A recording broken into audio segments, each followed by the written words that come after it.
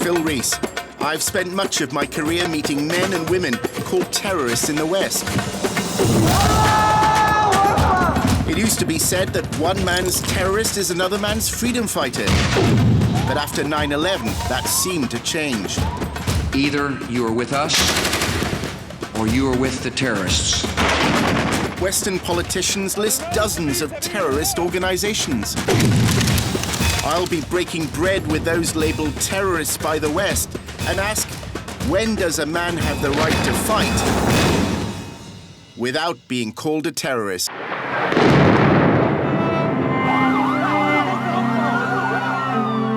Over 1,300 dead. Several hundred children. An invasion committed in the name of a war on terror. This is an ongoing, long war against terror. When a people are not free, do they have the right to strike at those who are controlling their lives? I went to the West Bank and to Gaza before the invasion. I wanted to find out, is what the West calls terrorism a legitimate response for a nation forced to live under the control of another?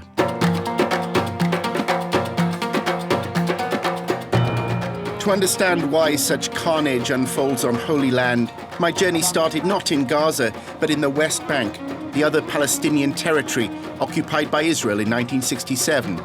It includes East Jerusalem and sites holy to both Jews and Muslims. Parts of Gaza and the West Bank, excluding East Jerusalem, gained limited autonomy in 1993. 12 years later, Israel withdrew its army and settlers from Gaza. But in the West Bank, it retains a large military presence and over 200 Jewish settlements. Two communities are living side by side, yet inhabit parallel worlds. I'm on my way to a Jewish settlement near the city of Nablus. Nearly 500,000 settlers live on land that the United Nations says Israel has illegally occupied. Itamar was established 15 years ago by a group of Orthodox Jews who believe they own the West Bank, which they call Judea and Samaria. The town has a growing population with several hundred families. Itamar's mayor is Moshe Goldsmith, who moved here from New York. He gave me a tour of the town. This is the entrance to town. We passed a school there. What's up here? This is Main Street, is it? Main Street is the main drag. Itamar is a community that is spread out of a huge, huge piece of land. Our goal eventually is to build a very big city here. And no one is going to stop us from achieving that goal. Palestinians have tried to stop Itamar growing. Gunmen have repeatedly attacked settlers. 16 have been murdered, including women and children. There are regular patrols by the Israeli army, and most settlers carry guns. Moshe was taking me to the highest point that overlooks Nablus, the second largest Palestinian city in the West Bank. Jews call it Shem, a biblical name. He brought with him a copy of the Jewish Bible, the Tanakh. Abraham comes across this valley, settles here in the city of Shechem, and God says to him, this is your inheritance. And then he goes and says to him, lift up your eyes and see from the place that you are, to the north, to the south, to the east, to the west. Everything that you see in this land, and he's standing on a high point, he's looking at the high land, the whole land of Israel. To you, Edmena, to you I will give this. Ulizaracha, and to your seed, your offspring. Ad olam, forever. This is our deed to the land. The Bible is our deed to the land of Israel. This clearly states, and those who read it carefully will find tens of verses that are referring to the Jewish right to this land. This is our deed. You regard the Palestinians as kind of invaders or people who... Another people passing through. But again, we're saying, listen, this is the deed, this is the proof. The entire world knows the truth. You can't hide the truth. So how have Palestinians in the West Bank responded to the growth of Jewish settlements? I've come to a village called Tuba, just south of Jerusalem, and I've come to see a man whom I first met 12 years ago. At that time, a Jewish settlement was being built right opposite him. In those days, there were bitter protests as Palestinians tried to prevent the construction on land the Israelis occupied over 40 years ago. I came to see Aziz Abu Tir and his father, Ibrahim. They invited me for a Bedouin meal of lamb and rice. Their house now is overlooked by the Israeli settlement called Har Homa. Amazing coming back now and just seeing this view of, I mean, it's like a medieval castle, isn't it? It's a fortress, actually. I think the bulldozers had just started when I was last year. I remember all that hill. That's right. They started building their monstrous houses. But I mean, having to stare at this every day, I mean, it's like it's a statement, isn't it? It's a statement made in rock. They colonized the top of the mountain to dominate all the villages around. How does your father feel when he wakes up and sees that in the morning? Sorrow and sadness. That's all we feel. Sorrow and sadness that we couldn't stop, we can't change. كان هذا مفج إن كنا لما في الأوقات هذه كنا نزرع نكلع نجيب الزرع نجيب الإشي هكذا نطلع farm the land. It's a slow way of killing people, pressurizing them into areas like we have nothing left. The village is closed. It's surrounded by this settlement, this road, this wall. There's nothing for us left. You know, I mean, you can't even find land to build for your sons, for your grandchildren. Do you think terrorism has got a cause, though? Do you think there's a reason why that Itamar was attacked and that people felt such a burning anger inside that they went in and they killed women and children in your town? I mean, do you understand it at all? Again, it's so unfortunate to think about it again. So you bring me back to those terrible, the black days of people being murdered. Unfortunately, I was on the scene of these terrible terrorist attacks. And to think about how people could actually send their family to go and commit suicide and come and kill, for no reason, killing Jews. And well, where does that anger come from then? Do you not think it has a cause? I'm saying, of course, that anger has a cause. But unfortunately, the anger that's been going on, all this was created by the leaders that have been leading their nation astray. And I'm saying this whole lie that the nation is trying to teach them, that Israel belongs to them, not to Jewish people, brought upon themselves these terrible tragedies. If they would really understand the truth that it's a Jewish nation, and you educate them from the beginning, this is a Jewish nation, we are here. And what do you want from them then? Sort of submission? To be citizens, normal citizens of Israel, living their lives, working, raising their families in peace with us. Not to murder, not to steal, not to kill. You're in a Jewish country, in a Jewish state. No one's saying leave, but accept the rule of the Jewish nation. Such are the demands of an occupying power. For the family in Tuba, it's an unacceptable demand. Aziz believes Palestinian leaders who advocate talks with Israel have achieved nothing. All they talk about now is peaceful action, peaceful talk, peaceful this, peaceful that. Every time they meet, they talk about peace, and every time they meet, no peace. Every time they meet, another settlement is being designed, another settlement is being built, another enlargement to this area. I went to Gaza before the Israeli invasion and saw how the label terrorist was used to undermine the elected government of the Palestinian people.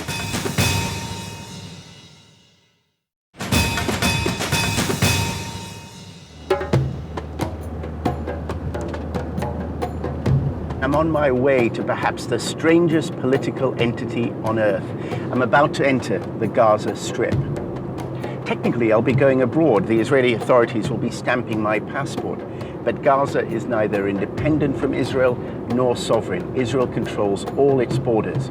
And according to Israel and the West, the people who govern Gaza are terrorists.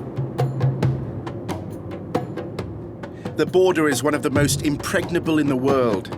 Entering or leaving the Gaza Strip is impossible without special permits. It is also prohibited to film the crossing point.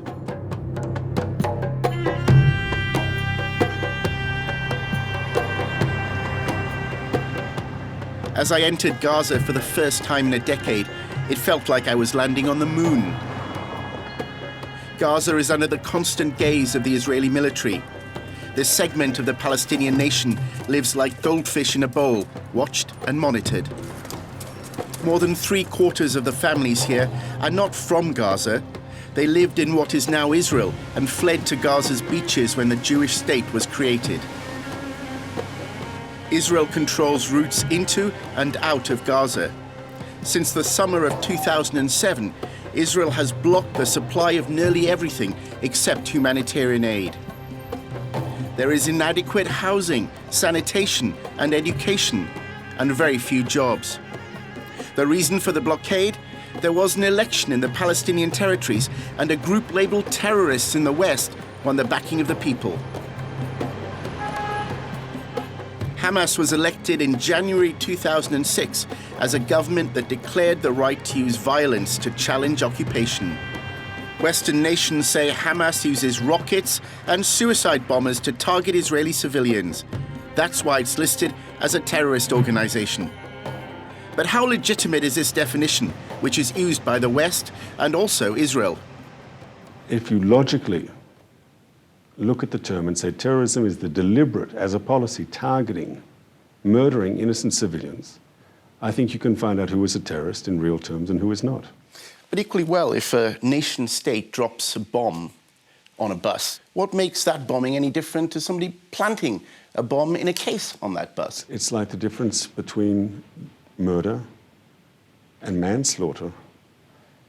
The terrorist is deliberately targeting the innocent civilian. If you get on a bus in Jerusalem, blow yourself up and you can see around you all the infants, the babies, the mothers, the fathers. A deliberate act of murder against innocent civilians as a policy, that's terrorism.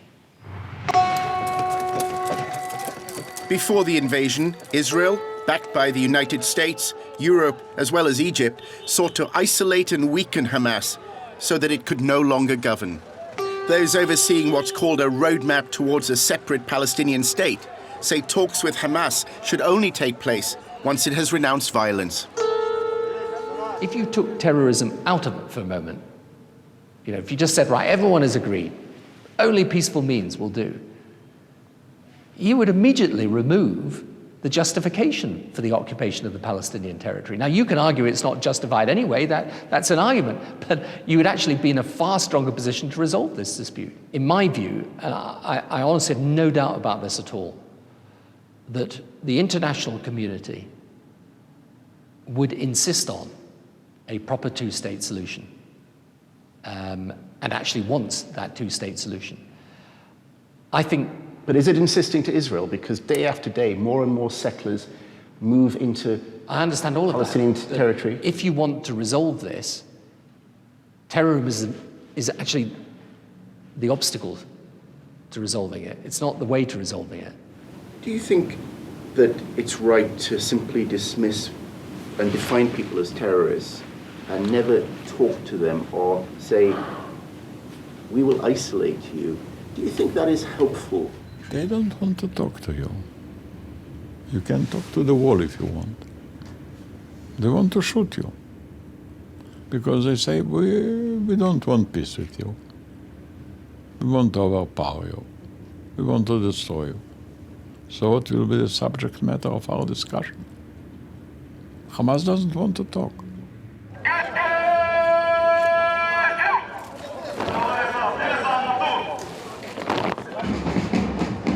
The ceremony marks the arrival of new recruits for the Izzadin al-Qassam brigades, Hamas's military arm.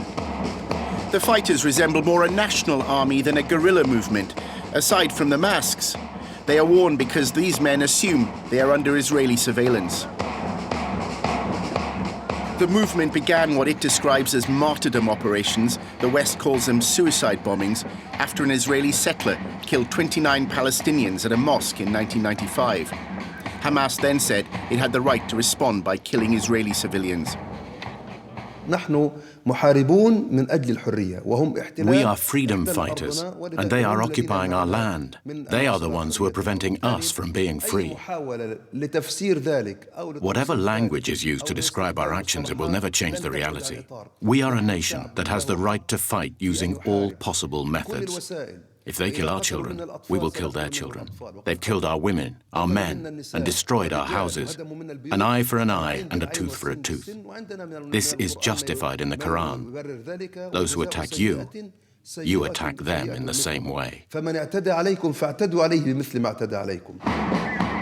One reason why Hamas refuses to lay down its guns is its belief that peace simply allows the building of more Israeli settlements, blocking the possibility of a viable Palestinian state. Palestinians control just over half of what the United Nations defines as the occupied West Bank. Israel controls the rest. A potential Palestinian state would be divided in two, and the West Bank would be landlocked and wholly dependent on Israel. Late at night, a rendezvous north of Gaza City with a leader of Al-Qassam brigades. The militants are named after an Islamic preacher who fought against British colonial rule in the 1930s. Abu Ubaidah is the voice of Al-Qassam brigades. I asked him about the targeting of civilians, the reason the West calls him a terrorist. Hamas planted bombs on buses in Jerusalem, killed children. How can that be justified within your conflict? وإن كنا هنا نضع علامة استفهام على كلمة مدنيين. I'm wondering why we use the word civilian for Israelis. It's known that the Israeli community is completely militarized. It's hard to find anyone who is not in the Israeli army. Today you see him as a salesman, and tomorrow you see him as a soldier in the occupation army. Today he works for a civilian company, and tomorrow you find him working in the Israeli army. Abu Ubaidah believes the West sides with Israel for reasons that have nothing to do with any definition of terrorism. They are not leaders of the war on terror, but leaders of a war on the Islamic and Arab nations. They don't want Muslim nations to become strong. They want to eliminate any spirit of resistance. They want to destroy the spirit of resistance in the name of terror. القضاء على مصادر قوة الأمة العربية والإسلامية باسم الإرهاب. Can you find a cause? I mean, do you think it's just something wrong in their brains? I mean, why do you think they feel this anger towards Israel? And why did the majority of people vote for this group who actually espouses these policies, which you'd call pro-terrorist? I think that Hamas did well in the Palestinian elections is unfortunately a truism for the region as a whole. I mean, pick any Middle East country that you want to pick and do elections, and I'd ask you who will win. Who wins tomorrow? Usually Islamist parties win. Correct. When there is greater openness. And why is that? I would say it's because there's a feeling of injustice in many of these countries, and that Islam offers them a way to resist. Would you agree with that? I would say the following. People who say that Hamas's political success is because of something to do with us, because of the terrible, policies of the Israeli government. How do they explain the fact that if there are democratic elections in Sudan or Somalia or Libya or Saudi Arabia, the same sort of people achieve power? Maybe it's actually got very little to do with us. Well, are you saying that there shouldn't be democracy, or these people shouldn't be free to choose their own destinies, their own governments? Heaven forbid. One person I was keen to see during my trip to Gaza was the son of a former Hamas leader, Ismail Abu Shanab. Oh, hello. Hey, assalamu alaikum. How are you? I met Mohammed when I came here to interview his father in 1997. This is a picture of me when I was 10 years old. It was taken in our old house, the one that you visited. At the time, Mohammed's father had just been released from an Israeli jail. Abu Shanab told me that acts called terrorism in the West are a legitimate means to regain Palestinian land. In August 2003, Ismail Abu Shanab was assassinated. Mohammed took me to the place where his father died.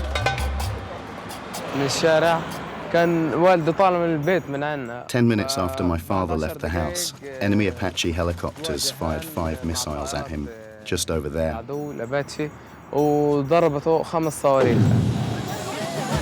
Abu Shanab and 2 bodyguards died instantly. Many other Hamas leaders have been murdered in such attacks.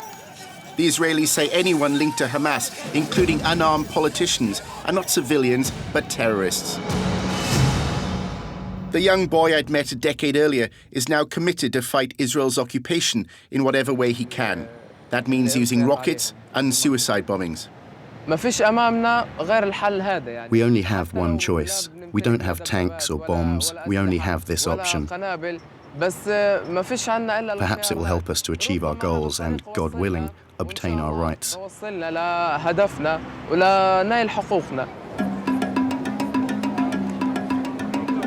In Jerusalem, I've come to talk to someone who understands this war in ways that go beyond the political rhetoric.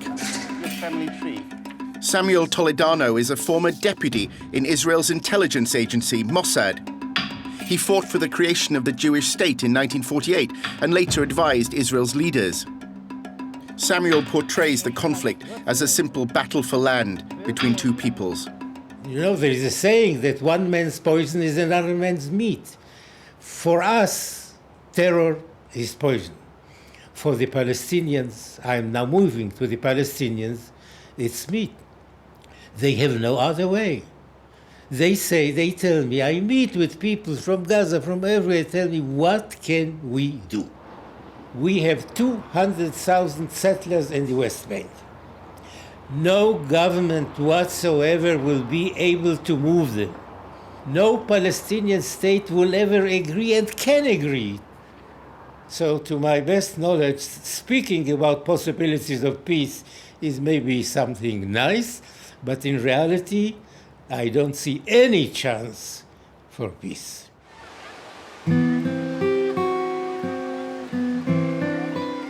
Since the partition of Palestine, only one side in this conflict has been given the means and the right to pursue its claim to statehood using a conventional army, and that's Israel. By declaring a global war on terror, the West is, in effect, denying the Palestinians the only means they have to challenge Israel's military superiority. Hamas and Palestinians in general are left with a despairing choice. Either submit to Israeli power and negotiate on their terms, or face the consequence of challenging that power and being labeled a terrorist.